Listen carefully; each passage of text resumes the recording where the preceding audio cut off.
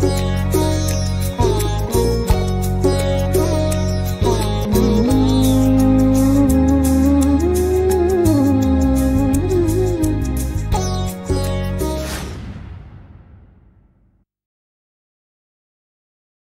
ನಮಸ್ಕಾರ.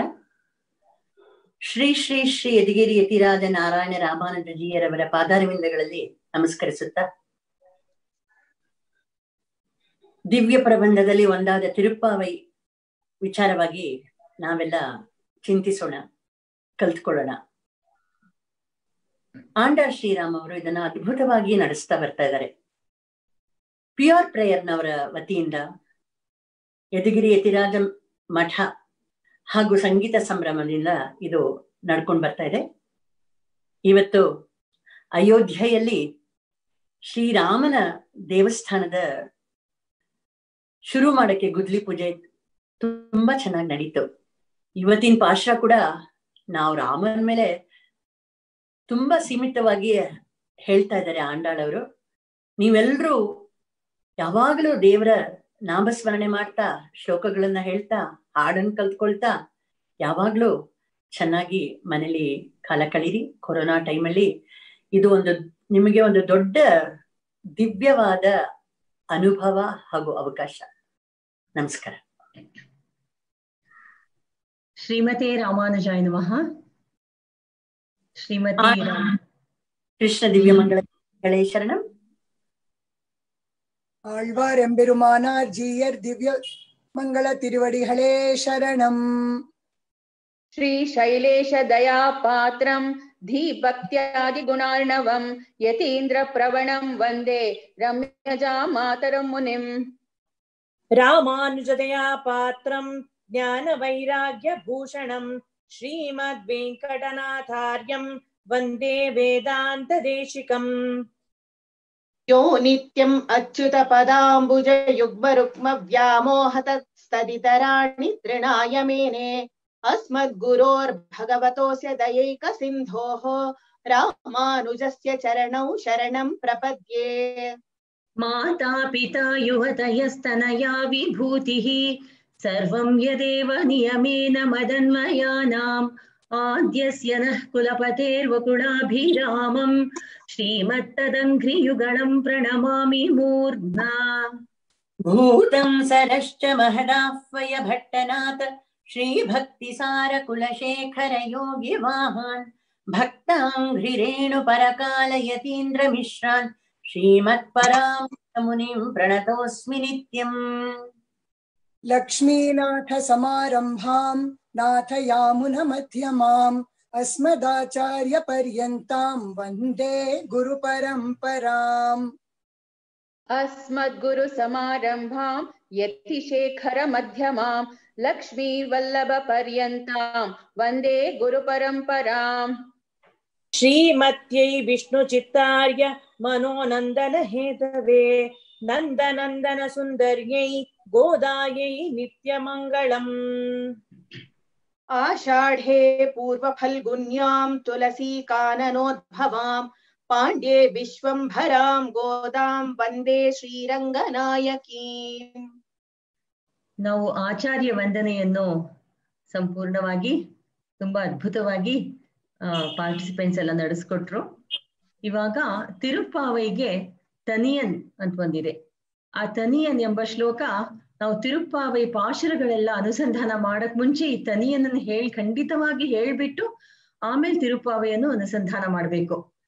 ಒಬ್ರೊಬ್ರು ಒಂದೊಂದ್ ದಿವ್ಸ ಈ ತನಿಯನ್ನ ತುಂಬಾ ಚೆನ್ನಾಗಿ ನಡೆಸ್ಕೊಡ್ತಾ ಇದ್ದಾರೆ. ಇವತ್ತು ಶ್ರೀಮತಿ ರಾಧಾ ರಂಗರಾಜನ್ ಅವರು ನೀವು ತನಿಯನ್ನನ್ನು ಅನುಸಂಧಾನ ಮಾಡ್ಬೇಕು ಅಂತ ಕೇಳ್ಕೊಳ್ತೀನಿ. ನೀಲಾ ತುಂಗಸ್ತನಗಿರಿ ತಟಿ ಸುಪ್ತಮುದ್ಬೋಧ್ಯ ಕೃಷ್ಣಂ ಪಾರಾರ್ಥ್ಯಂ ಸ್ವಂ ಶ್ರುತಿಶತ ಶಿರಸಿದ್ಧಮಧ್ಯಾಪಯಂತಿ ಸೋಚ್ಛಿಷ್ಟಾಯಾಂ ಸಜಿನಿ ಕಲಿತಂ ಯಾ ಬಲಾತ್ಕೃತ್ಯ ಭುಂಕ್ತೆ ಗೋದಾ ತಸ್ಯೈ ನಮೈದಮಿದಂ ಭೂಯ ಏವಾಸ್ತು ಭೂಯಃ.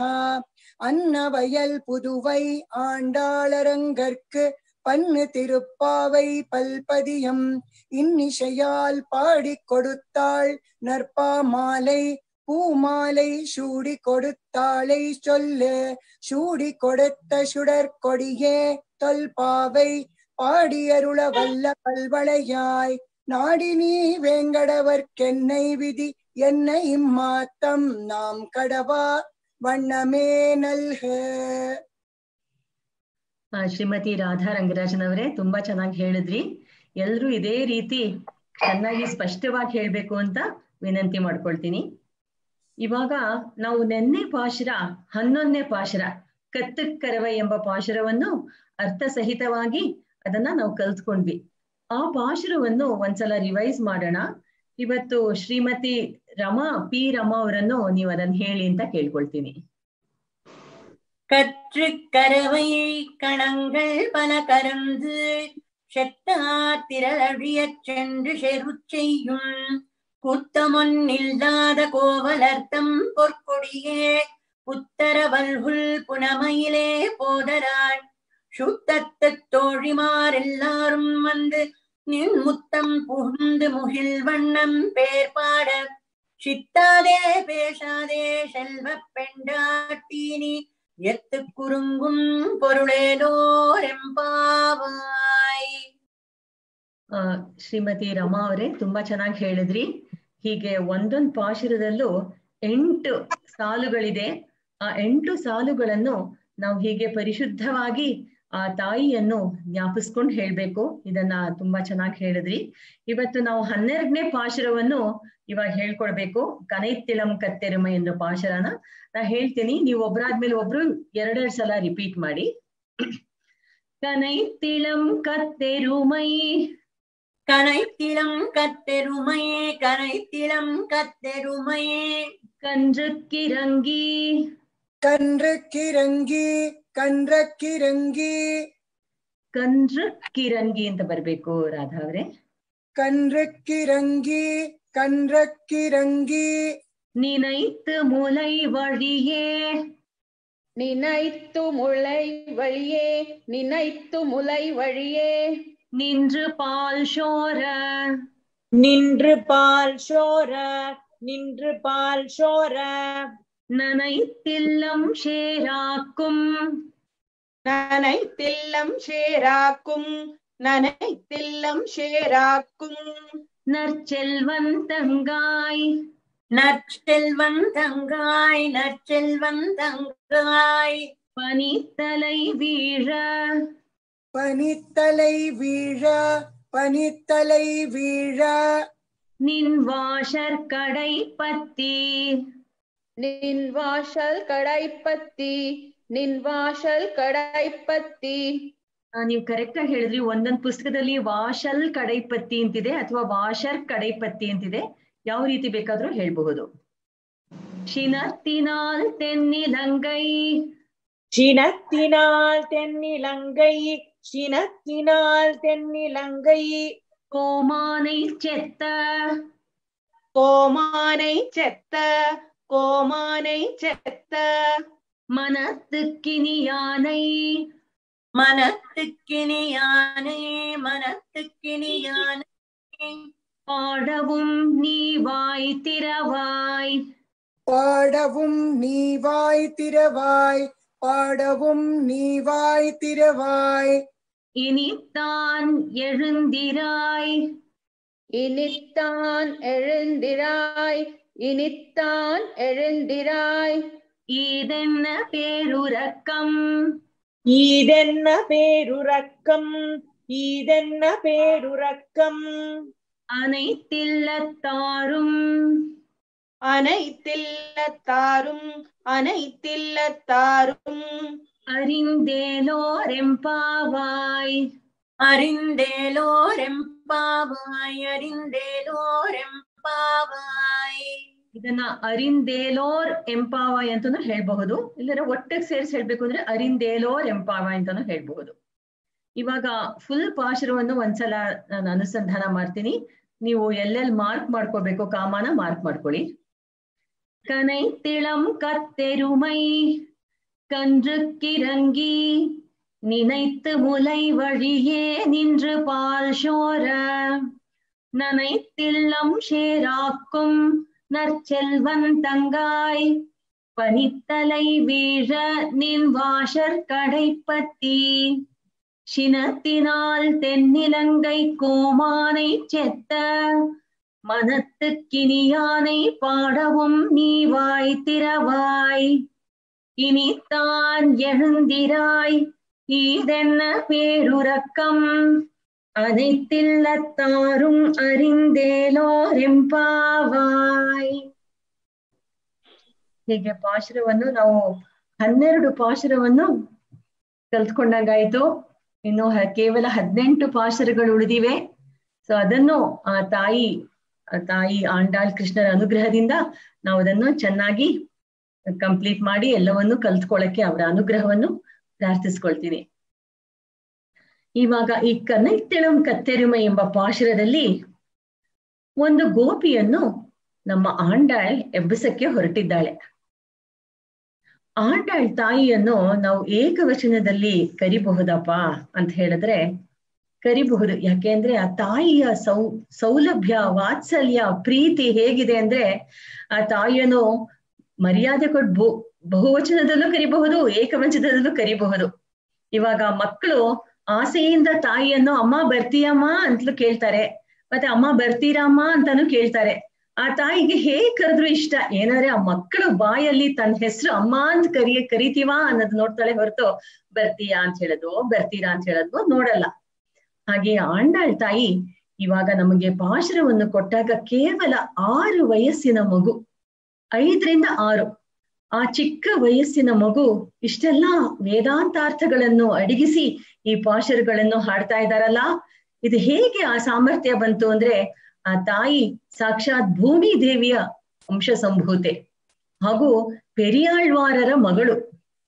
ಆ ಪೆರಿಯಾಳ್ವಾರರು ಶ್ರೀವಿಲ್ಲಿಪುತ್ತೂರ್ನಲ್ಲಿ ತುಳಸಿ ತೋಟದಲ್ಲಿ ಆ ಆಂಡಾಳ್ ತಾಯಿಯನ್ನು ಅವರಿಗೆ ತಾಯಿಯೇ ಕಾಣಿಸ್ಕೊಳ್ತಾಳೆ. ಅವರಿಗೆ ಮಗಳಾಗಿ ಬಂದು ಆ ಪೆರಿಯಾಳ್ವಾರರು ಏನಪ್ಪಾ ಹೇಳ್ಕೊಟ್ರು ಅಂದ್ರೆ ಯಾವಾಗ್ಲೂ ಭಗವತ್ ಸಂಕೀರ್ತನ, ಭಗವನ್ ನಾಮ ಸಂಕೀರ್ತನ, ಆ ಭಗವಂತನ ಶ್ರೀ ಕೃಷ್ಣನ ಕಥೆಗಳು, ಅವನ ಲೀಲೆಗಳು, ಬಾಲ ಚೇಷ್ಟಿತಗಳು ಇದನ್ನೆಲ್ಲ ಹೇಳಿ ಆ ಆಂಡಾಳ್ ಹೃದಯದಲ್ಲಿ ಕೃಷ್ಣನ ಮೇಲೆ ಒಲವನ್ನು ಹಾಗೆ ತುಂಬಿಸ್ಬಿಡ್ತಾರೆ. ಆ ಕೃಷ್ಣನ ಒಲವು ಹೇಗೆ ತುಂಬಿ ತುಳುಕಿ ಹೊರಗಡೆ ಆ ತಾಯಿ ತಿರುಪ್ಪಾವೈ ಮೂಲಕವಾಗಿ ಅದೆಲ್ಲ ಹೊರಹೊಮ್ಮಿತು. ಆ ತಿರುಪ್ಪಾವೈ ಎಂಬುದು ಸಾಧಾರಣವಾದ ಪದ್ಯಗಳಲ್ಲ. ಮನುಷ್ಯರು ಹೇಗೋ ಒಂದು ಲೀಲೆಗೋಸ್ಕರ ಟೈಮ್ ಇತ್ತು, ಸುಮ್ನೆ ನನ್ ಪೊಯಮ್ಸ್ ಬರೆಯೋದ್ ನನ್ ಹಾಬಿ ಅಂತ ಅದ್ರ ಬಗ್ಗೆ, ನೇಚರ್ ಬಗ್ಗೆ ಎಲ್ಲ ಬರೆಯೋದುಂಟು, ಅದು ಚೆನ್ನಾಗಿರತ್ತೆ. ಆದ್ರೆ ಇದು ತುಂಬಾ ತತ್ವಾರ್ಥಗಳು, ಅಪೌರುಷೇಯವಾದ ವೇದದಲ್ಲಿ ಏನೇನು ವಿಷಯಗಳೆಲ್ಲ ಅವ್ರು ಹೇಳಿದಾರೋ ಋಷಿಗಳೆಲ್ಲ. ಆ ವೇದ ಅಂದ್ರೆ ಯಾರು ಅದನ್ನ ವೇದ ಮನುಷ್ಯರ ಬಾಯಿಂದ ಬಂದಿದ್ದಲ್ಲ, ಅದು ಅಪೌರುಷೇಯ ಅಂತ ಹೇಳ್ತಾರೆ. ಆದ್ರೆ ಭಗವಂತ ಒಂದೊಂದು ಋಷಿ ಬಾಯಲ್ಲಿ ಒಂದೊಂದು ವೇದವನ್ನು ಅವರನ್ನ ಹೊರಗಡೆ ಬಂತಂತೆ. ಅದೇ ರೀತಿ ಈ ವೇದವು ವೇದ ಮನೈತಕ್ಕೂ ವಿತ್ತಾಹಿಯ ತಿರುಪಾವೆ ಅಂತ ಹೇಳ್ತಾರೆ. ವೇದವೇ ತಿರುಪಾವೆಯಾಗಿ ಬಂದಿದೆ. ಅದ್ರಲ್ಲಿ ನಾವು ಇವತ್ತು 12ನೇ ಪಾಶುರ ಅನುಭವಿಸ್ತಾ ಇದ್ದೀವಿ. ಆಂಡಾಳ್ 10 ಜನ ಗೋಪಿಯರನ್ನು ಎಬ್ಬಿಸ್ತಾ ಇದ್ದಾಳೆ. ಯಾಕೆಂದ್ರೆ ಶ್ರೀ ಕೃಷ್ಣಾನುಭವಕ್ಕೆ ಹೊರಟಿದ್ದಾಳೆ ಆಂಡಾಳ್. ಕೃಷ್ಣನ ಮನೆ ಗೋಕುಲದಲ್ಲಿ ಎಲ್ಲಿದೆ ಎಲ್ರಿಗೂ ಗೊತ್ತಲ್ವಾ? ಆ ಗೋಕುಲದಲ್ಲಿ ಕೃಷ್ಣನ್ ಮನೆಗೆ ಹೋಗ್ಬೇಕು. ಕೃಷ್ಣನ್ ಮನೆಗೆ ಒಬ್ರೇ ಹೋದ್ರೆ ಕೃಷ್ಣಂಗೆ ಇಷ್ಟನೇ ಆಗಲ್ಲ, ಗುಂಪು ಹೋಗ್ಬೇಕು.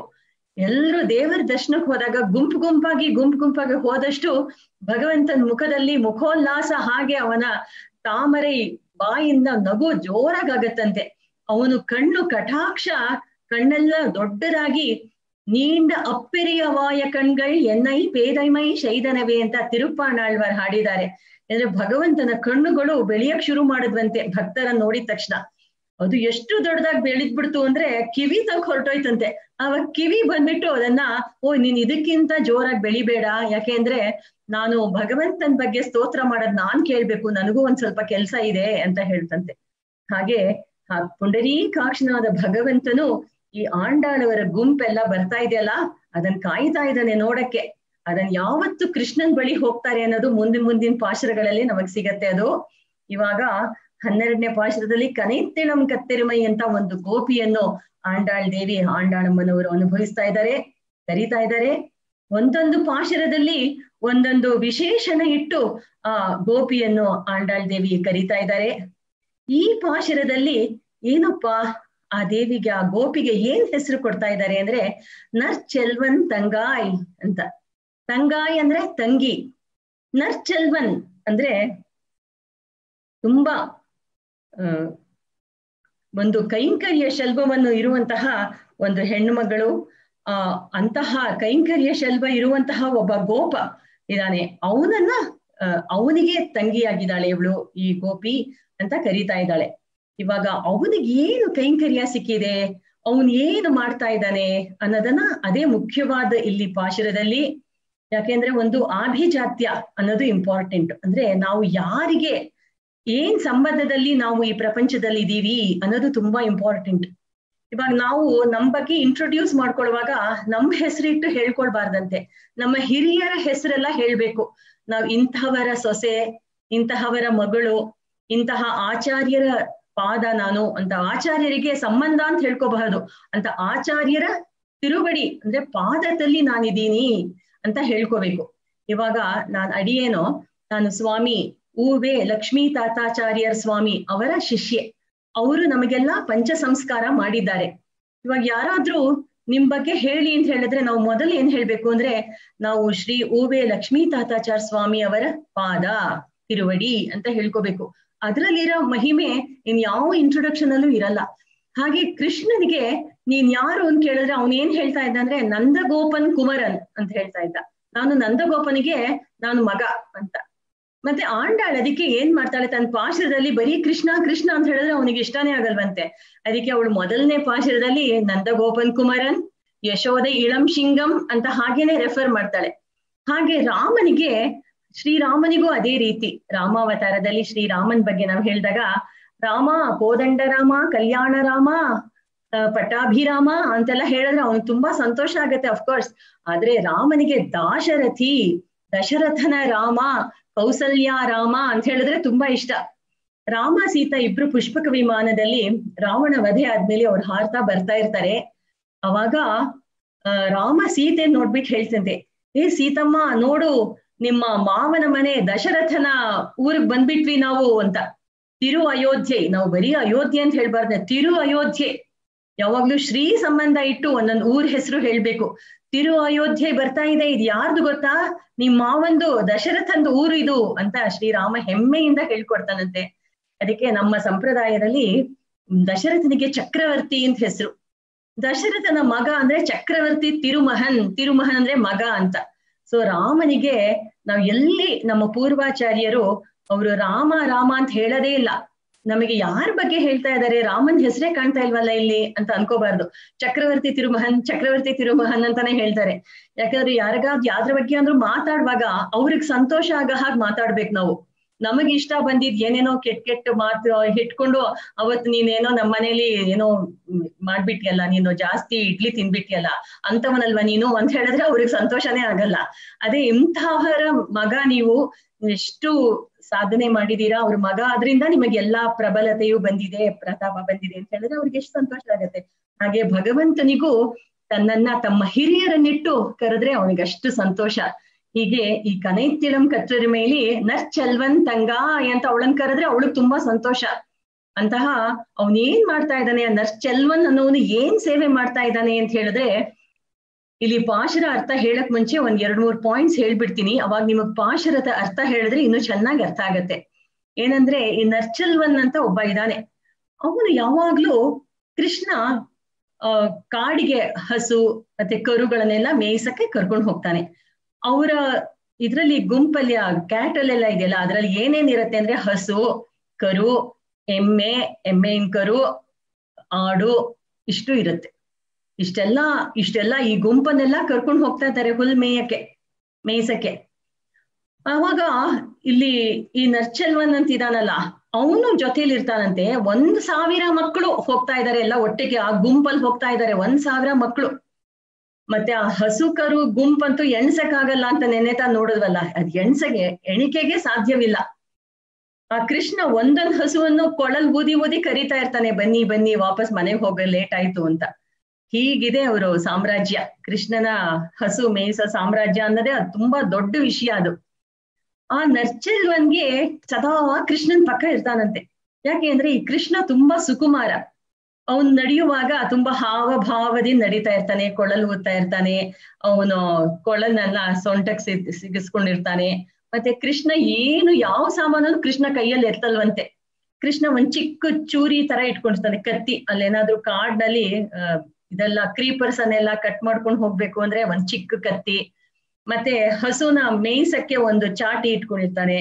ಮತ್ತೆ ಏನಾದ್ರೂ ಹಣ್ಣು ಹೊಡಿಬೇಕು ಅಂದ್ರೆ ಕ್ಯಾಟಪುಲ್ಟ್ ಅಂತಾರಲ್ಲ, ಒಂದು ಗುರಿ ಹೊಡಿಯೋದು, ಅದನ್ನ ಇಟ್ಕೊಂಡಿರ್ತಾನೆ. ಇದನ್ನೆಲ್ಲ ಕೃಷ್ಣ ಕೈಯಲ್ಲಿ ಇಟ್ಕೊಂಡಿದಾನ ಅಂದ್ರೆ ಇಲ್ಲ, ಒಬ್ರೊಬ್ರು ಒಂದೊಂದು ಇಟ್ಕೊಂಡ್ಬಿಡ್ತಾರೆ. ಕೃಷ್ಣ ಇದನ್ನ ನನಗ್ ಕೊಡು, ನಾ ಇಟ್ಕೊಳ್, ಇದನ್ನ ನನಗ್ ಕೊಡು, ನಿನ್ ಚೂರಿ ಕೊಡು, ನಾನ್ ಇಟ್ಕೊಳ್ತೀನಿ ಅಂತ. ಕೃಷ್ಣ ಫ್ರೀಯಾಗಿ ಹಾಯಾಗಿ. ಮತ್ತೆ ಯಶೋದೆ ಫಸ್ಟ್ ಕ್ಲಾಸಿಗೆ ಮೊಸರನ್ನ ಕಲಿಸ್ಕೊಟ್ಟಿರ್ತಾಳೆ. ಅದಕ್ಕೆ 5 ತರ ಉಪ್ಪಿನಕಾಯಿ ಅಂತೆ. ಒಂದೊಂದ್ ಬೆರಳ್ ಸಂದಿಲು ಒಂದೊಂದು ಉಪ್ಪಿನಕಾಯಿ ಇಟ್ಕೊಂಡು ಊಟ ಮಾಡುವಾಗ ಯಾವ ಉಪ್ಪಿನಕಾಯಿ ಬೇಕು ಅಂತ ಮಕ್ಳಿಗೆ ಕೈ ತೋರಿಸ್ತಿರ್ತಾನಂತೆ. ಆ ಮೊಸರು ಅಂತ ಹಿಂದಿನ ದಿವಸ ಅನ್ನ ಮಾಡ್ಬಿಟ್ಟಿರ್ತಾಳಂತೆ. ಬೆಳಗ್ಗೆ ಬಂದು ಅದಕ್ಕೆ ತುಂಬಾ ಬೆಣ್ಣೆ ಹಾಕಿ ಸ್ವಲ್ಪನೇ ಮೊಸರನ್ನ ಚಿಮುಕಿಸ್ಬಿಡ್ತಾಳೆ. ಚಿಮುಕಿಸ್ಬಿಟ್ರೆ ಗಟ್ಟಿಯಾಗಿ ಮೊಸರನ್ನ. ಭಗವಂತನಿಗೆ ಮೊಸರನ್ನ ಅಂದ್ರೆ ಅಷ್ಟಿಷ್ಟ. ಆ ಮೊಸರನ್ನ ಉಪ್ಪಿನಕಾಯಿ ಜೊತೆ ತಿಂತಿರ್ತಾನೆ ಮಕ್ಕಳನ್ನೆಲ್ಲ ಇಟ್ಕೊಂಡು. ಸರಿ, ಹೀಗೆ ಕೃಷ್ಣ ಹೋದಾಗ ಅಲ್ಲಿ ಒಬ್ರೊಬ್ರು ಒಂದೊಂದ್ ಸಾಮಾನ್ ತಗೊಂಡ್ ಹೋಗ್ಬಿಟ್ರು. ಆದ್ರೆ ಕೃಷ್ಣ ಎಷ್ಟು ಸುಕುಮಾರ ಅಂದ್ರೆ ತಾನು ಒಬ್ನೇ ನಡೆಯಲ್ವಂತೆ. ಅವನಿಗೆ ಯಾರಾದ್ರೂ ಒಬ್ರ ಮೇಲೆ ಹೆಗಲ್ ಮೇಲೆ ಕೈ ಹಾಕೊಳಕ್ ಒಬ್ರು ಬೇಕು. ಆ ಯಾರಪ್ಪ ಒಬ್ರು ಅಂದ್ರೆ ಈ ನರ್ಚಲ್ವನ್. ಈ ನರ್ಚಲ್ ಯಾವಾಗ್ಲೂ ಪಕ್ಕದಲ್ಲಿ ಇರ್ಬೇಕು. ಅವನ ತೋಳ್ ಮೇಲೆ ಕೃಷ್ಣ ಕೈ ಹಾಕೊಂಡ್ ಬರ್ತಾನೆ. ಅವನ್ ಇಂಡಿಪೆಂಡೆಂಟ್ ಆಗಿ ನಡೆಯೋದೇ ಇಲ್ಲ. ಇವನ್ ಮುಂದ್ ಹೋದ್ರೆ ಕೃಷ್ಣನು ಮುಂದ್ ಹೋಗ್ತಾನೆ. ನೀವು ಕೃಷ್ಣ ಹೇಗಿದ್ದಾನೆ ಗೊತ್ತಾ, ಅವ್ನ ಪರ್ಸನಾಲಿಟಿ ತುಂಬಾ ದಪ್ಪಕ್ಕೆ ಹೇಳಿದ್ನಂತೆ ಕೃಷ್ಣ ಚಿಕ್ಕ ವಯಸ್ಸಲ್ಲಿ. ಅಂದ್ರೆ ಪೆರಿಯಾಳ್ವಾರರು ಒಂದೊಂದನ್ನು ಕೃಷ್ಣನ್ ಪ್ರತಿ ಆಕ್ಷನ್ ಅನ್ನು ಅವರು ತಮ್ಮ ಪೆರಿಯಾಳ್ವಾರ್ ತಿರುಮಳಿ ಎಂಬ ಪಾಶರಗಳಿದೆ, ಅದ್ರಲ್ಲಿ ಅದನ್ನ ಅನುಭವಿಸ್ತಾರೆ. ಕೃಷ್ಣ ಗುಂಡ್ಗುಂಡಾಗಿ ಆನೆ ತರ ನಡೀತಾ ಇದ್ನಂತೆ. ಅವನು ಕೈ ಭಾರ ಎಲ್ಲ ಆ ಹುಡುಗನ್ ಮೇಲೆ ಹಾಕ್ತಾ ಇದ್ನಂತೆ. ಏನಪ್ಪ ಕೃಷ್ಣನ್ ಭಾರ ಆ ಹುಡುಗನ್ ತಡ್ಕೊಳಕ್ ಆಗ್ತಾ ಇತ್ತ ಅಂತ ಹೇಳಿದ್ರೆ, ಇವಾಗ ಕೃಷ್ಣನ ನಾವು ಭಗವಂತ ಶ್ರೀಮನ್ ನಾರಾಯಣ ಗರುಡನ್ ಮೇಲೆ ಕೂತ್ಕೊಳ್ತಾನಲ್ಲ, ಆ ಗರುಡ ಕೃಷ್ಣನ್ ಭಾರ ಎತ್ತುತ್ತಾನ ಅಂತ ಹೇಳಿದ್ರೆ ಇಲ್ಲ. ಗರುಡನ್ನೂ ಭಗವಂತನೇ ಎತ್ತದು, ಅವನಿಗೂ ಇವನೇ ಆಧಾರ. ತಾನು ಗರುಡನಿಗೆ ಭಾರನೇ ಆಗಲ್ವ, ಅಷ್ಟು ತೂಕನೇ ಇಲ್ದಿರ ಹಾಗೆ ಮಾಡ್ಬಿಡ್ತಂತೆ. ಅಷ್ಟು ಭಗವಂತನ ಕರುಣೆ. ಅಂದ್ರೆ ಅವ್ರಿಗೆ ಆ ಕೈಂಕರ್ಯ ಸಿಗ್ಲಿ ಅನ್ನೋದು ಭಗವಂತನ ಕಾರುಣ್ಯದ ಕೆಲಸ. ಆ ನರ್ಚಲ್ವನ್ ಅವನಿಗೆ ಕೃಷ್ಣ ನಂದಗೋಕುಲಲ್ಲಿ ಬೃಂದಾವನದೆಲ್ಲ ಇದ್ದಾಗ ಆ ನರ್ಚಲ್ವನ್ ಮೇಲೆ ತನ್ನ ಕೈಯನ್ನು ಹಾಕೊಳ್ತಾ ಇದ್ನಂತೆ, ತೋಳು. ಸರಿ, ಮದ್ವೆ ಆಗಿ ಅವನು ಅಲ್ಲಿ ಮಥುರಕ್ ಹೋದ್ಮೇಲೆ ಯಾರ ತೋಳ್ ಮೇಲೆ ಕೈ ಹಾಕೊಳ್ತಾ ಹೆಗಲ್ ಮೇಲೆ ಕೈ ಹಾಕೊಳ್ತಾ ಇದ್ದ ಅಂತ ಹೇಳಿದ್ರೆ, ಒಂದು ಮದ್ವೆ ಆದ್ಮೇಲೆ ಸತ್ಯಭಾಮ ಕೈ ತೋಳ್ ಮೇಲೆ ಹೆಗಲ್ ಮೇಲೆ ಕೈ ಹಾಕೊಳ್ತಾ ಇದ್ನಂತೆ. ಅದಕ್ಕೆ ಇವಾಗ್ಲೂ ನಾವು ರಾಜಗೋಪಾಲರ ಸನ್ನಿಧಿ ಮನ್ನಾರ್ ಗುಡಿಯಲ್ಲಿ ಹೋದಾಗ ಭಗವಂತ ಒಂದ್ ಕೈಯನ್ನು ಹೀಗೆ ಇಟ್ಕೊಂಡಿರ್ತಾನೆ. ಆ ಕೈ ಹೇಗು ಅಂದ್ರೆ ಸತ್ಯಭಾಮ ಪಕ್ಕದಲ್ಲಿ ಕೈ ಹಾಕೊಂಡಿದ್ದಾನೆ ಅಂತ ಅರ್ಥ.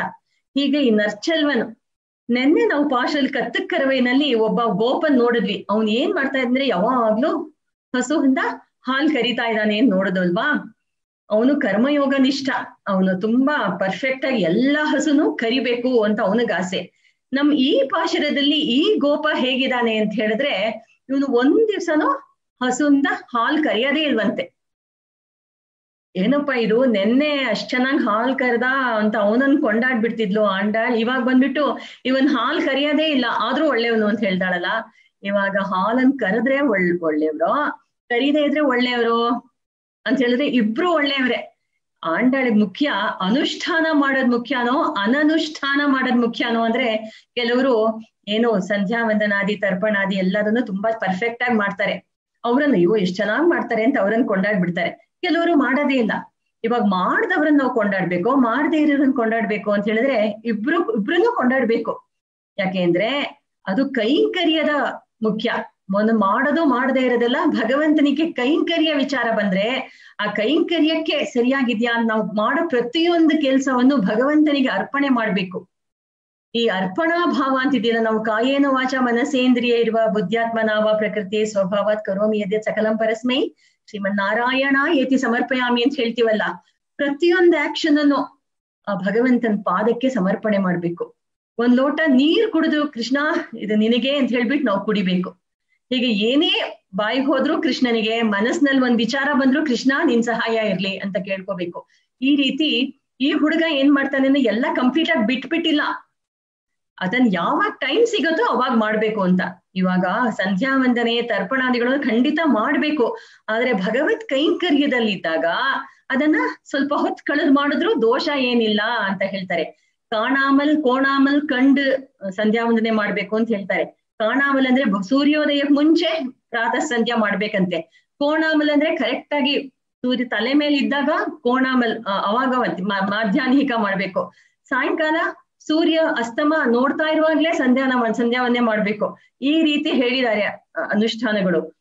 ಕೆಲವರು ಸಂಧ್ಯಾ ವಂದನೆ ಸೂರ್ಯ ಮುಳುಗಾಯ್ತು, ಅವಾಗ ಏನೋ ಭಗವತ್ ಕೈಂಕರ್ಯದಲ್ಲಿ ಇದ್ದ ಅಂತ ಇಟ್ಕೊಳ್ಳಿ, ಅವಾಗ ಮನೆಗ್ ಬಂದು ಪ್ರಾಯಶ್ಚಿತ್ತಾದಿ ಮಂತ್ರಗಳನ್ನೆಲ್ಲ ಹೇಳಿ ಸಂಧ್ಯಾ ವಂದನೆ ಮಾಡಬಹುದು, ಏನ್ ದೋಷ ಇಲ್ಲ. ಏನಾದ್ರೂ ಸಂಧ್ಯಾ ವಂದನೆ ಮಾಡಿದ್ರೆ ಪುಣ್ಯ ಇಲ್ವಂತೆ, ಮಾಡದೇ ಇದ್ರೆ ಪಾಪ ಉಂಟು ಅಂತೆಲ್ಲ ನಮ್ಮ ಸಂಪ್ರದಾಯದಲ್ಲಿ ಹೇಳಿದ್ದಾರೆ, ಎಲ್ರಿಗೂ ಗೊತ್ತು ಅದು. ಹೀಗೆ ಈ ಹುಡುಗ ಯಾವಾಗ್ಲೂ ಭಗವಂತನ ಕೈಂಕರ್ಯಲ್ಲಿ ಇರೋದ್ರಿಂದ ಅವನು ಒಂದು ಹಸುವನ್ನು ಕರಿಯಲ್ಲ. ಅದಕ್ಕೆ ಅವನ್ ಮನೇಲಿರೋ ಹಸು ಏನಾಗಿದೆ ಅಂದ್ರೆ, ಅವ್ರ ಮನೇಲೂ ತುಂಬಾ ಹಸುಗಳಿದೆ, ಅದೆಲ್ಲ ಸುಮ್ನೆ ಅದು ಹಾಲ್ ಹಾಗೆ ಸುರಿದು ಹೋಗತ್ತಂತೆ. ಆ ಹಸು ಮತ್ತೆ ಎಮ್ಮೆ ಏನ್ ಮಾಡತ್ತೆ ಅಂದ್ರೆ ಅದ್ರ ಕರುನ ಜ್ಞಾಪಿಸ್ಕೊಳತ್ತೆ. ಅದಕ್ಕೆ ತುಂಬಾ ಘನ ಜಾಸ್ತಿ ಇರುತ್ತೆ. ಹಾಲ್ ಸೇರ್ಕೊಂಡ್ಬಿಟ್ಟು ಯಾರಾದ್ರೂ ಕರಿಬಾರ್ದಾ, ಹಾಲ್ ಕರೆದು ಅದಕ್ಕೆ ಕಷ್ಟವನ್ನು ಕಡಿಮೆ ಮಾಡಬಾರ್ದಾ ಅಂತದ್ದು ಯೋಚನೆ ಮಾಡತ್ತೆ. ಯೋಚನೆ ಮಾಡುವಾಗ ಅದು ಏನನ್ನ ಜ್ಞಾಪಿಸ್ಕೊಳ್ಳ, ಅದು ಕರುನ್ ಜ್ಞಾಪಿಸ್ಕೊಳತ್ತೆ.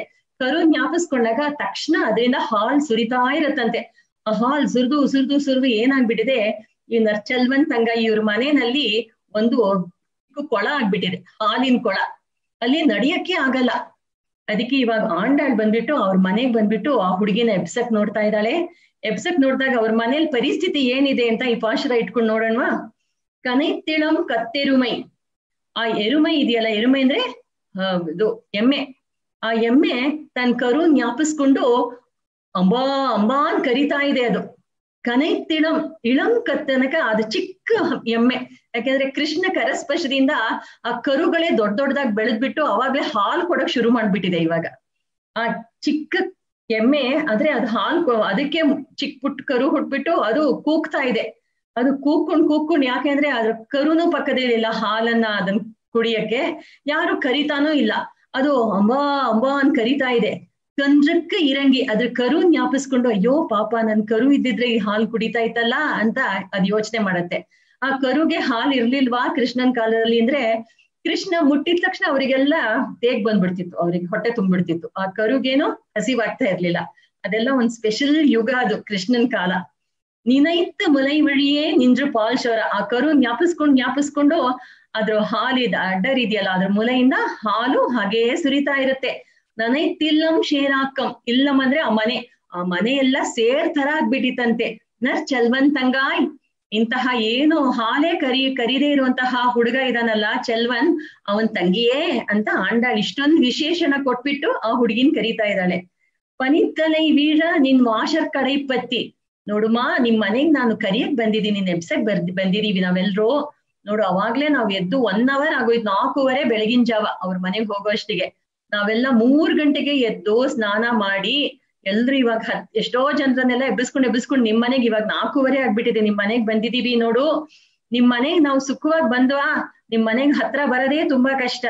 ಯಾಕೆಂದ್ರೆ ಅವಾಗ ಮಾರ್ಹಳಿ ಮಾಸ ಅಂದ್ರೆ ಧನುರ್ಮಾಸ ಅಂದ್ರೆ ತುಂಬಾ ಹನಿ ಕಾಲ. ಅದು ಒಬ್ರಿಗೊಬ್ರು ಮುಖನೇ ಕಾಣಿಸಲ್ಲ, ಫಾಗ್ ಅಂತೀವಲ್ಲ ಅದೆಲ್ಲ ತುಂಬ್ಕೊಂಡ್ ಬಿಟ್ಟಿರತ್ತೆ. ಮೇಲ್ ನೋಡಿದ್ರೆ ಹನಿ, ಕೆಳಗೋ ಸೇರ್ ತರ ಆಗ್ಬಿಟ್ಟಿದೆ. ನಿಮ್ ಮನೇಲಿ ಹಾಲು ಕರಿದೆ ಎಲ್ಲ ಸುರಿದು ಬೋಟ್ ಇಟ್ಕೊಂಡ್ ಬರ್ಬೇಕು ನಿಮ್ ಮನೆಗ್ ಬರ್ಬೇಕು ಅಂದ್ರೆ, ಅಂತಹ ಸೇರ್ ಆಗ್ಬಿಟ್ಟಿದೆ ನಿಮ್ ಮನೆ ಸುತ್ತಲೂ, ನಿಮ್ ಮನೆ ಕಾಂಪೌಂಡ್ ಅಲ್ಲಿ. ಮತ್ತೆ ನಮಗ್ ನೋಡಿದ್ರೆ ನಮಗೆ ಮೇಲ ಹನಿ, ಕೆಳಗಡೆ ಸೇರು, ಮಧ್ಯದಲ್ಲಿ ಮಾಲ್ ವೆಳ್ಳಂ ಅಂತ ಹೇಳ್ತಾರೆ. ಅಂದ್ರೆ ಕೃಷ್ಣಾನುಭವ ಎಂಬ ಅಲೆಗಳು ಬೀಸ್ತಾ ಇದೆ, ನಮ್ಮನ್ ಹಿಡ್ಕೊಳಕ್ಕೆ ಆಗ್ತಾ ಇಲ್ಲ. ಅದಕ್ಕೆ ನೀವು ಅವ್ರ ಮನೆಗ್ ಬಂದ್ಬಿಟ್ಟು ಅವ್ರ ಬಾಗಲ್ ಲ್ಯಾಚ್ ಅನ್ ಬಿಗಿಯಾಗಿ ಹಿಡ್ಕೊಂಡ್ ಬಿಡ್ತಾರೆ. ಯಾಕಂದ್ರೆ ಜೊಯ್ ಒಬ್ರೊಬ್ರು ಜಾರ್ತಾ ಇದಾರೆ. ಎಲ್ಲ ಇಮ್ಯಾಜಿನ್ ಮಾಡ್ಕೊಳ್ಳಿ, ಒಂದ್ 5-6 ವರ್ಷದ ಹೆಣ್ಮಕ್ಳೆಲ್ಲ ಬಂದ್ಬಿಟ್ಟು ಜಾರ್ತಾ ಜಾರಿ ಬೀಳ್ತಾ ಇದ್ದಾರೆ. ಚೆನ್ನಾಗಿ ಕ್ಲೀನಾಗಿ ಸ್ನಾನ ಮಾಡ್ಕೊಂಡ್ ಬಂದಿದ್ದಾರೆ. ಆದ್ರೆ ಇವ್ರ ಮನೆಗ್ ಬಿಟ್ಟು ಹಾಲಿನ ಅಭಿಷೇಕ. ಸರಿ, ಅವ್ರು ಎಲ್ಲ ಹಿಡ್ಕೊಂಡು ನಾವು ಭಗವಂತನ ದೇವಸ್ಥಾನಕ್ಕೆ ಹೋದಾಗ ಫಸ್ಟ್ ಒಂದ್ ದಿವ್ಸ ಹೇಳಿದ್ವಿ, ಆ ಶ್ರೀರಂಗದಲ್ಲಿ ತಿರುಮಣತ್ತೂಣ್ ಅಂತಿದ್ಯಲ್ಲ ಅದನ್ನ ಹಿಡ್ಕೊಂಡು ನಾವು ಭಗವಂತನ ದರ್ಶನ ಮಾಡ್ಬೇಕು ಅಂತ. ಇದೇ ರೀತಿ ಭಗವಂತನಿಗೆ ಮಾತ್ರ ದೇವಸ್ಥಾನಕ್ಕೆ ಹೋದ್ರೆ ಹಿಡ್ಕೋಬೇಕಾ ಅಂತ ಹೇಳಿದ್ರೆ ಇಲ್ಲ, ಭಾಗವತರ ಮನೆಗ್ ಹೋದ್ರು ಅವ್ರ ಬಾಗಿಲನ್ನು ಹಿಡ್ಕೋಬೇಕಂತೆ. ಯಾಕಂದ್ರೆ ಭಗವಂತ ಅನುಗ್ರಹ ಮಾಡಿದಾಗ ಒಂದೊಂದ್ಸಲ ನಮ್ಮಲ್ಲಿ ಕೋಪಿಸ್ಕೊಳ್ತಾನೆ. ಕೋಪಿಸ್ಕೊಂಡು ಇವನಿಗೆ ಶಿಕ್ಷೆ ಕೊಡ್ಬೇಕಾ ಅಥವಾ ಅನುಗ್ರಹ ಮಾಡ್ಬೇಕಾ ಅಂತ ಒಂದ್ ನಿಮಿಷ ಯೋಚನೆ ಮಾಡ್ತಾನೆ. ಆದ್ರೆ ಭಾಗವತರ ಮನೆ ಬಾಗಿಲನ್ನು ಹಿಡ್ಕೊಂಡ್ ಬಿಟ್ರೆ ಅವ್ರಿಗೆ ಕೋಪ ಅನ್ನೋದೇ ಇಲ್ಲ, ಯಾವಾಗ್ಲೂ ಅನುಗ್ರಹ. ಅದಕ್ಕೆ ಬಾಗ್ಲಲ್ಲಿ ಮುಟ್ಟದೆ ಒಳಗ್ ಬನ್ನಿ ಅಂತ ಹೇಳಲ್ಲ, ಬಾಗಿಲ್ ಮುಟ್ಟಿ ಅಂತಾರೆ. ಯಾಕಂದ್ರೆ ಅಲ್ಲಿ ಬಾಗ್ಲಲ್ಲೂ ಆ ಅನುಗ್ರಹ ಅನ್ನೋದು ಕಾಯ್ತಾ ಇರುತ್ತೆ. ಇದು ಯಾರ್ಯಾರ ಮನೆ ಅಲ್ಲ, ಭಾಗವತರ ಮನೆಯಲ್ಲಿ. ಆ ಭಾಗವತರು ನಮಗೆ ಹೇಗ್ ಗೊತ್ತಾಗತ್ತೆ ಅಂದ್ರೆ ಅವರ ನೋಡಿದ ತಕ್ಷಣ ಆ ಲಕ್ಷಣಗಳೆಲ್ಲ ಗೊತ್ತಾಗತ್ತೆ. ಅವ್ರು ಸಾತ್ವಿಕವಾಗಿರ್ತಾರೆ, ಅವರಿಗೆ ಈ ಚಡೂರ್ಮಿಗಳಿರಲ್ಲ, ಕೋಪ ಮದ ಮಾತ್ಸರ್ಯ ಅದೆಲ್ಲ ಲವಲೇಶವೂ ಇರಲ್ಲ. ಅಂತಹವ್ರ ಭಾಗವತರ ಮನೇನ ಬಾಗಲ್ ಹಿಡ್ಕೋಬೇಕು. ಎಲ್ರು ಕೃಷ್ಣಾನುಭವಕ್ಕೋಸ್ಕರ ಇವ್ರು ಕಾಯ್ತಾ ಇದ್ದಾರೆ. ಪನಿತಲೈ ವೀಳ ನಿನ್ ವಾಶರ್ ಕಡೈಪತಿ, ನಿನ್ ಬಾಗ್ಲನ್ ಬಿಗಿಯಾಗಿ ಹಿಡ್ಕೊಂಡ್ ಬಿಟ್ವಿ. ಚಿನತ್ತಿನಾಲ್ ತೆನ್ನಿಲಂಗೈ ಕೋಮಾನಿ ಚೆತ್ತ ಅಂದ್ರೆ ಇವಾಗ ಶ್ರೀರಾಮನ ವಿಚಾರ ಮಾತಾಡ್ತಾ ಇದ್ದಾಳೆ. ಏನಂದ್ರೆ ಈ ಗೋಪಿಯರು ಅವ್ರೆಲ್ಲ ಯಾವಾಗ್ಲೂ ಕೃಷ್ಣಾನುಭವ ಅಂತ ಹೇಳೋರು ಸಡನ್ ಆಗಿ ಶ್ರೀರಾಮನ್ ವಿಚಾರ ಮಾತಾಡಕ್ ಶುರು ಮಾಡ್ಬಿಟ್ಟಿದ್ದಾರೆ. ಏನಿದೆ ಆಶ್ಚರ್ಯ, ನಾವು ಇವತ್ತಿನ ತಿರುಪಾವೈ ಅನುಭವದಲ್ಲಿ ಶ್ರೀರಾಮ ಬಂದ್ಬಿಟ್ಟಿದಾನಲ್ಲ. ಎಷ್ಟು ರಾಮರಾಜ್ಯ ಸ್ಥಾಪನೆ ಆಗ್ತಾ ಇದೆ ಅಲ್ವಾ ನಮ್ ದೇಶದಲ್ಲಿ. ಇಂತಹ ರಾಮರಾಜ್ಯಕ್ಕೆ ಅಂಕುರಾರ್ಪಣೆ ಆಗಿದೆ ನಮ್ಮ ಪೂಜನೀಯರಾದ ಶ್ರೀ ನರೇಂದ್ರ ಮೋದಿ ಅವರ ಅವರ ಅನುಗ್ರಹ, ಶ್ರೀರಾಮನ ಅನುಗ್ರಹ, ಸೀತಾರಾಮರ ಅನುಗ್ರಹ ಅವ್ರಿಗಾಗಿದೆ. ಅದರಿಂದ ರಾಮರಾಜ ಸ್ಥಾಪನೆಗೆ ಇವತ್ ನಮ್ಮ ಪಾಶುರದಲ್ಲೂ ಮನತ್ತಿಕ್ಕಿನಿಯಾನ್ ಅಂತ. ಮನತ್ತಿಕ್ಕಿನಿಯಾನ್ ಅಂದ್ರೆ ತುಂಬಾ ಮನಸ್ಸಿಗೆ ತುಂಬಾ ಸಂತೋಷ ಆಹ್ಲಾದಕರನಾದವನು ಶ್ರೀರಾಮ ಅಂತ ಹೇಳ್ತಾಳೆ. ಮನತ್ತಿಕ್ಕಿನಿಯಾನೇ ಪಾಡவும் ನೀವಾಯ್ತಿರವ, ಆ ಶ್ರೀರಾಮನ ಗುಣಗಾನ ಮಾಡೋಣ ಅಂತ ಆಂಡಾಳ್ ಹೇಳ್ತಾಳೆ.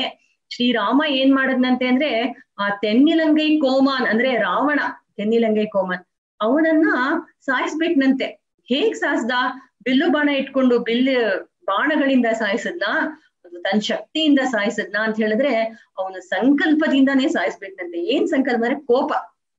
ಅವನು ರಾವಣ ಭಾಗವತ ಅಪಚಾರ ತುಂಬಾ ಮಾಡಿದ್ದ.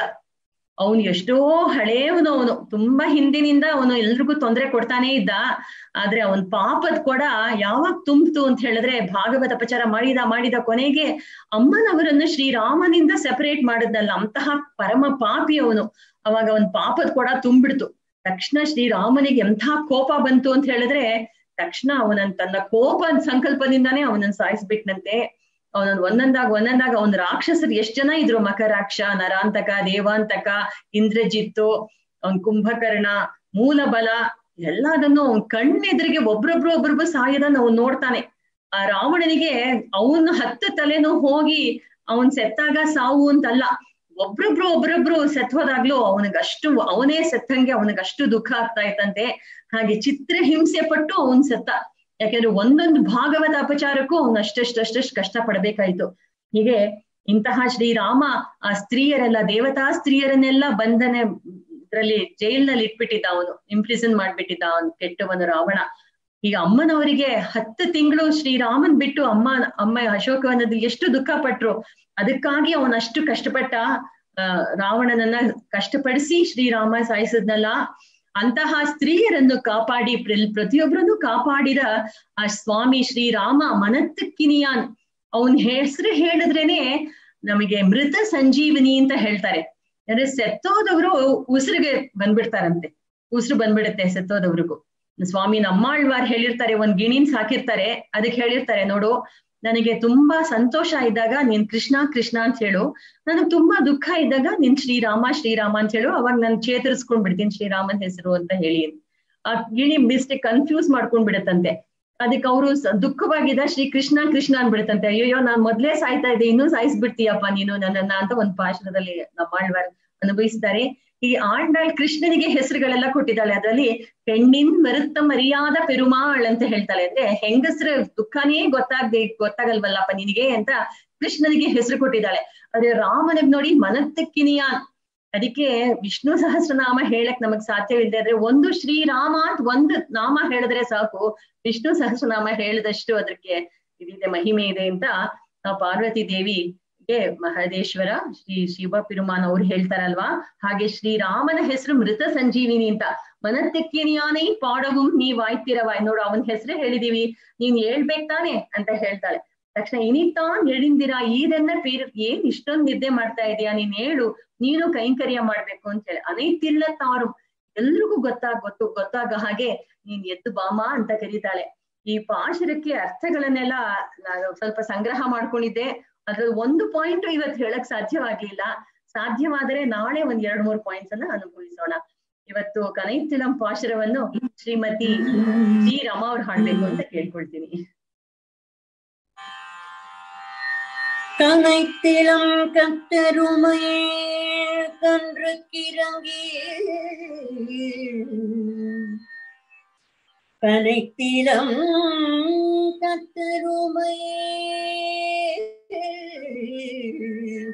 கனைத்திலம் கத்தருமை கன்றுக்கு இறங்கி கண்ணுக்கு இறங்கி நினைத்து முளை வழிய நின்று பாஷோர நனைத்திலம் சேராக்கும் நச்செல்வல் தங்க நனைத்தில்லம் சேராக்கும் நச்செல்வம் தங்கள்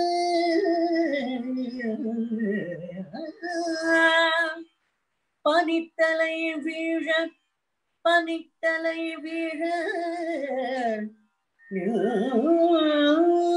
வாசல் கடைப்பத்தி பனித்தலை வீழ வாசல் கடைப்பத்தி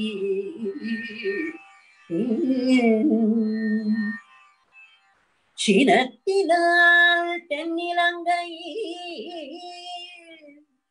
கோமானை செத்து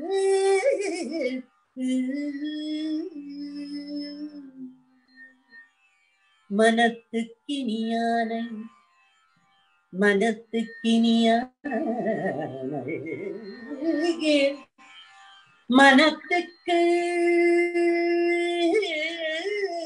இனியானை பாடவும் நீ வாய் திறவாய்.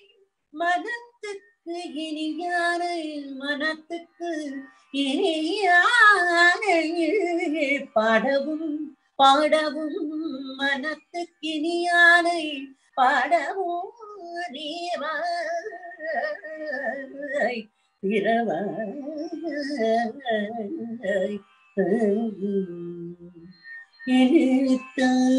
எழுந்திராய் இதென்ன பெருரக்கம் இனித்தான் எழுந்திராய் எழுந்திராய் இதென்ன பெருரக்கம்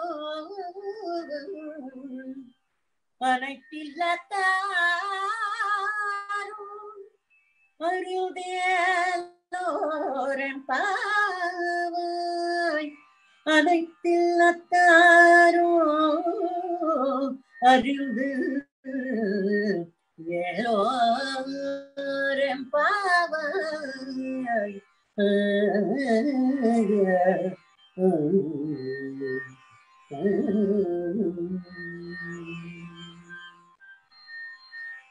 ಧನ್ಯವಾದಗಳು ಶ್ರೀಮತಿ ರಮಾ ಅವರೇ. ಆ ಪಾಶುರದ ಭಾವನೆಗೆ ತಕ್ಕಂತೆ ನೀವು ರಾಗಗಳನ್ನು ರಾಗಮಾಲಿಕೆಯಲ್ಲಿ ಹಾಡಿ, ಕೋಪ ಅಂದಾಗ ಅಠಾಣ, ಮನತ್ತಿಕ್ಕಿನಿಯನ್ನ ಹಿಂದೋಳ ತುಂಬಾ ಚೆನ್ನಾಗಿ ಅನುಭವಿಸ್ಕೊಂಡು ಹಾಡಿದ್ರಿ. ಹೀಗೆ ಪ್ರತಿಯೊಬ್ರು ಅನುಭವಿಸ್ಕೊಂಡು ಹಾಡೋಣ. ಇಲ್ಲಿಗೆ ನಮ್ ಕನೈತಿಲಂ ಪಾಶುರವನ್ನು ನಾವು ಪರಿಪೂರ್ಣ ಚೆನ್ನಾಗಿ ಅನುಭವಿಸಿದೀವಿ. ನಾಳೆ ಮತ್ತೆ ಇನ್ನೊಂದು ಹೊಸ ಪಾಶುರ ಪುಳ್ಳಿನ್ವಾಯ್ ಕೀಂಡಾನೆಯಲ್ಲಿ ಒಂದು ಗೋಪಸ್ತ್ರೀ, ಅವಳಿಗೆ ಏನು ವಿಶೇಷ, ಅವಳ ಜ್ಞಾನದಲ್ಲಿ ಅವಳು ವಿಶೇಷವಾಗಿದ್ದಾಳೆ. ಅದನ್ನ ನಾಳೆ ಅನುಭವಿಸೋಣ. ಶ್ರೀಮತಿ ರಾಮಾನುಜಾಯ ನಮಃ. ஸ்ரீ ஆண்டாள் கிருஷ்ண மங்கள திருவடிகளே சரணம். ஆழ்வார் எம்பெருமானார் ஜீயர் திவ்ய மங்கள திருவடிகளே சரணம். सर्वापराधान् क्षमस्व ಕ್ಷಮಸ್ವ ಕ್ಷಮಸ್ವ ಪುರುಷೋತ್ತಮ. सर्वं श्रीकृष्णार्पणमस्तु. ஸ்ரீமதே ராமானுஜாய நமः. நமஸ்காரம்.